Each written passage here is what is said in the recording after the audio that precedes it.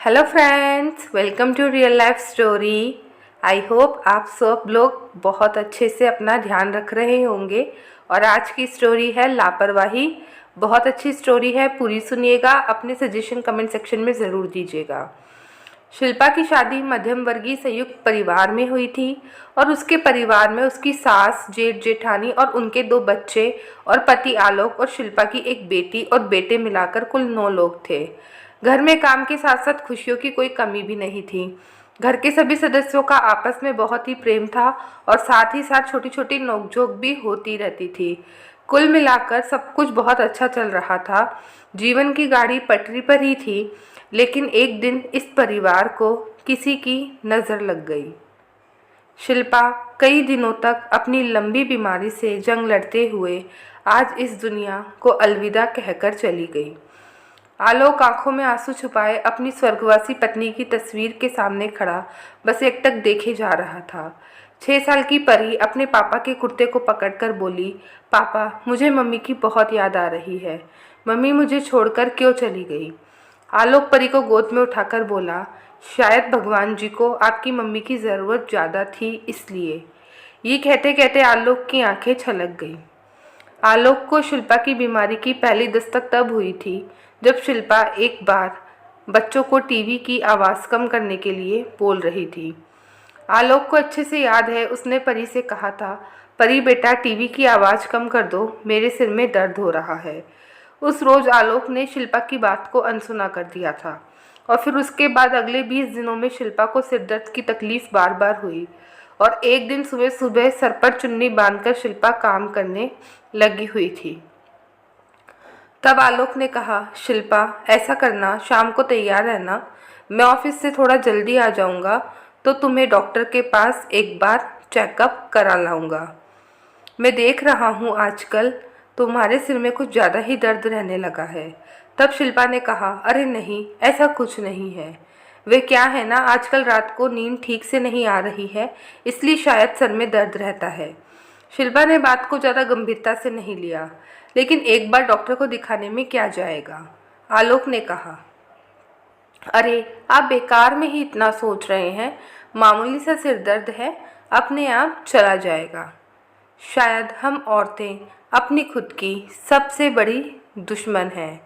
ये एक पहली गलती थी जो शिल्पा ने अपनी सेहत को अनदेखा करते हुए की थी। देखते ही देखते इन सब में 3 महीने गुजर गए। फिर धीरे धीरे जब भी शिल्पा को तकलीफ होती तो शिल्पा सर दर्द के लिए अपने घर में पड़ी दर्द की दवा लेने लगी। अब आलोक को इस बात की जानकारी लगी तो वो एक दिन ज़बरदस्ती शिल्पा को डॉक्टर के पास दिखाने ले गया। डॉक्टर ने आम सर दर्द मानकर उसे दवाई भी दे दी और इस दवाई का शिल्पा पर ना के बराबर ही असर हुआ। धीरे धीरे शिल्पा के सर दर्द की बात घर के सभी लोगों को पता चली। और हमारे समाज की एक खास बात है कि जितने लोग होते हैं उतनी ही बातें हैं और उतनी ही मुफ्त में सलाह देने वाले लोग मिल जाते हैं। शिल्पा की जेठानी कहने लगी, अरे आलोक, शिल्पा को एक गांव है, वहां पर बाबा जी बैठते हैं, उनके पास लेकर चले जाओ। मेरे जीजाजी को सर और गर्दन के दर्द का वहीं से रामबाण इलाज मिला था।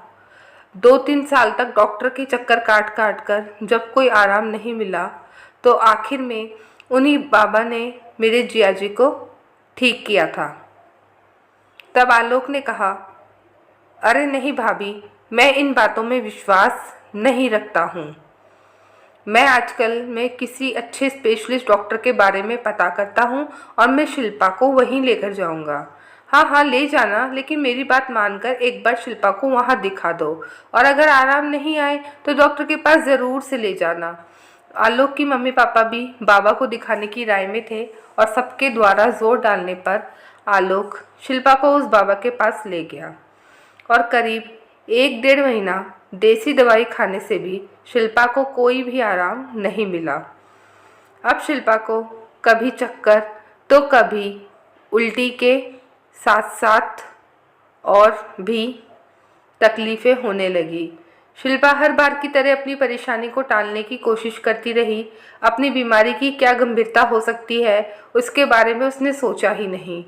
आखिर एक दिन आलोक एक स्पेशलिस्ट के पास ज़बरदस्ती शिल्पा को ले गया। डॉक्टर ने सबसे पहले शिल्पा के कुछ टेस्ट करवाने के लिए कहा।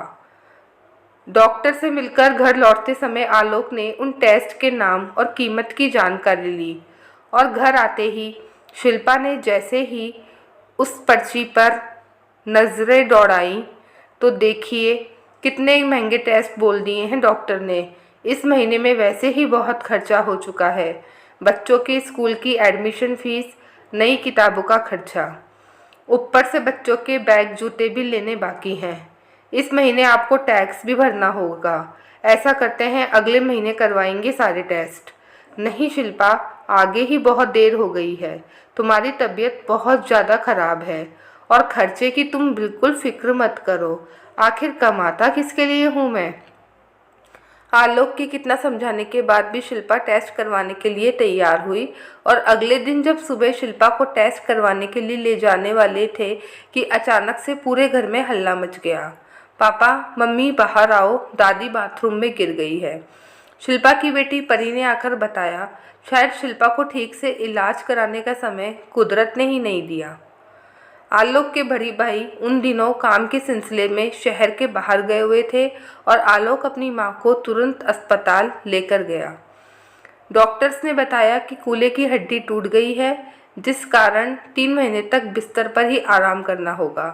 घर की जिम्मेदारी में शिल्पा अपना दर्द छुपाए हुए चुपचाप खुद को संभालने की बजाय कभी सास की देखभाल के लिए, तो कभी बच्चों की परीक्षाओं के लिए, तो कभी घर में हो रहे खर्चों के कारण खुद की तबीयत को अनदेखा करती गई। और इसी तरह समय बीतता चला गया और एक के बाद एक घर में कोई ना कोई मुश्किल आती रही और शिल्पा अपनी ओर ध्यान देने की बजाय घर के प्रति समर्पित होती रही और शिल्पा ने अपना ख्याल रखना बिल्कुल छोड़ ही दिया था। एक दिन की तबीयत इतनी खराब हुई कि उसे तुरंत अस्पताल में एडमिट करवाना पड़ा और तब जाकर पता लगा कि शिल्पा को तो ब्रेन ट्यूमर हो गया है और जिसकी भी तीसरी स्टेज चल रही थी। इलाज तो शुरू हो गया, लेकिन बहुत देर होने के कारण डॉक्टरों ने कह दिया कि उम्मीद बहुत कम है। आखिर कई महीनों तक शिल्पा अपनी बीमारी से लड़ते लड़ते आज हार गई। आज घर में आए रिश्तेदार आलोक को सांत्वना देते हुए कह रहे थे, आलोक बेटा, आखिर होनी को कौन टाल सकता है, जो ऊपर वाले की मर्जी है। अब ऊपर वाले को यही मंजूर था, जो ईश्वर की इच्छा, इसमें हम इंसान क्या कर सकते हैं। हाथ जोड़कर खड़े आलोक के मन में सवालों के प्रश्न चिन्ह लगे हुए थे। आखिर कौन था शिल्पा की असामयिक मृत्यु का जिम्मेदार? वे खुद, या वे बाबा, या वे सलाह देने वाले रिश्तेदार, या फिर स्वयं शिल्पा? दोस्तों, हम औरतों के मन में न जाने क्यों ये सोच हमेशा घर कर रहती है कि हमारा परिवार, हमारे बच्चे ही सब कुछ हैं। लेकिन सच्चाई तो ये है कि यही सोच, यही मनोदशा हम स्त्रियों की सबसे बड़ी दुश्मन है। परिवार से प्रेम स्नेह रखना अच्छी बात है, लेकिन उन सबसे ऊपर खुद को रखें। खुद को कभी नहीं भूलें, क्योंकि आपसे ही तो परिवार है और यदि आप स्वस्थ रहेंगी तो याद रखिए आपका परिवार भी स्वस्थ रहेगा। और आप ज़रूर बताइएगा कि इस कहानी में गलती किसकी रही। इसलिए आपसे हाथ जोड़कर निवेदन है, मेरी प्यारी सखियों, अपनी स्वास्थ्य को कभी भी अनदेखा मत करो।